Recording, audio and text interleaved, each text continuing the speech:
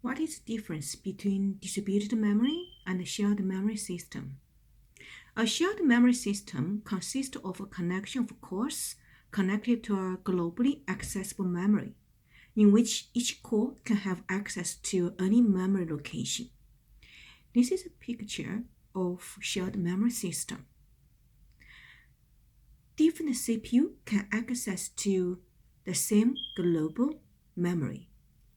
If we have space here and a CPU 1 want to read that, and another CPU 2, also trying to read that at the same time, in this case, it is fine, right? If both want to read the same location, it's fine. But if at the same time, our CPU 3 want to write to the same space, for example, this is about age, right?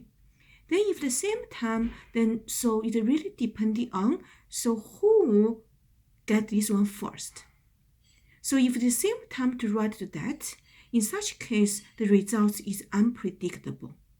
This is a critical section in global memory, and this causes the risk condition. And this is the shared memory, and we talk about how to synchronize different threads and to protect the critical section and avoid the risk condition. In a distributed memory system, it consists of connection of core memory pairs. And these pairs are connected through a network. And the memory associated with each core is directly accessible only to this core.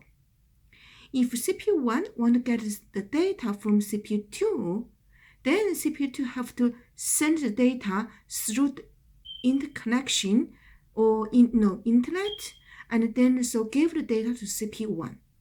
So CPU 1 and CPU 2, any CPU cannot access the memory in another CPU or associated with another CPU.